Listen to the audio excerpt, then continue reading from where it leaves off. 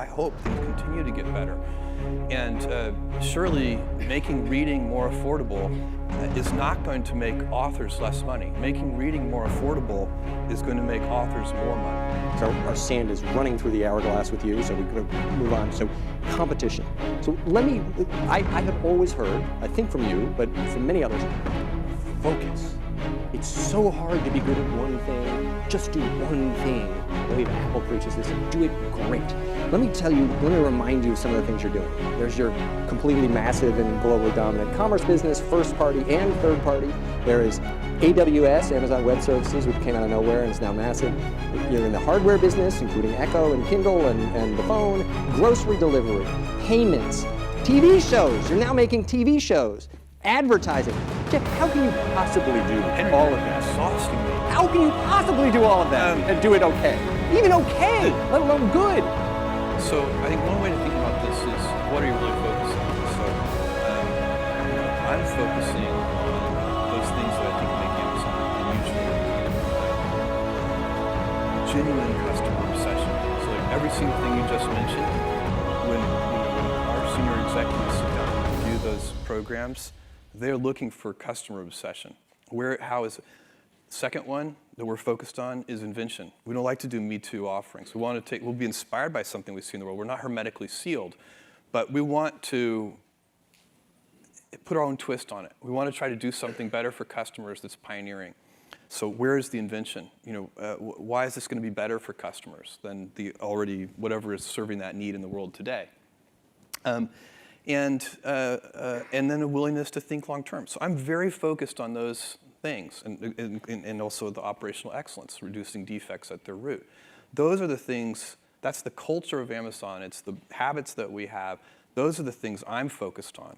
And those are the things that all of our senior people are focused on. They've been at the company for a long time, and I'm incredibly lucky because I get to work with what are effectively paid volunteers. The senior team at Amazon, most of them have been in the company for 10 plus years, and they've ridden the stock appreciation of Amazon. They can all go sip pina coladas on a beach for the rest of their life if they want to, and I'm very grateful to them that they choose not to, because they do it because it's fun, and we're building things.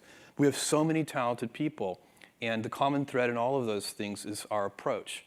And so, Amazon Web, I would definitely advise a small startup company to be as narrow and as focused as is possible to be. If you look at the original Amazon business plan, there was no hint of anything other than books in it, and it was not on my radar. I was thinking I wanted to build an online bookstore.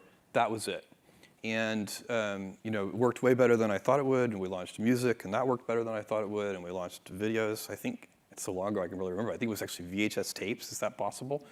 And that worked better than we thought it would. And then I sent email to customers. So I picked about 1,000 customers, and I said, besides the things we sell today, books, music, and video, what would you like to see us sell? And the list came back incredibly long tail. It was almost like whatever was on their mind at the moment. It was like, I wish you sold windshield wipers for my car. And I was like, really? Windshield wipers? That wasn't done in the business plan, but that's an interesting idea. And so today, basically, if you're buying your windshield wipers anywhere else, you're probably getting ripped off. So it's been, kind of one foot in front of the other. And then sometimes, we expand into new areas in two ways. One is kind of, from a customer need. We will work from a customer need to the skills that we need. And the other one is skills forward, from a skill set we have to a new set of customers. So Kindle is an example of a customer need, and so we don't have any hardware skills. We've been doing this for 10 years now. But if you go back in time 10 years, we had no hardware team. We had to hire somebody to lead our hardware group and then build a hardware team and build some institutional competence at it and so on. That's a customer need backwards approach. And then skills forward, a great example of that is Amazon Web Services. We had the skills to do AWS. We had probably more distributed computing expertise than anybody else in the world because of the transactions. Transaction systems are so complicated and hard to build, and we had a service-oriented architecture of great complexity, probably before anybody else. And so because we were doing that, we could kind of see the future a little bit, and decided to build AWS, which has turned into a huge business in its own right.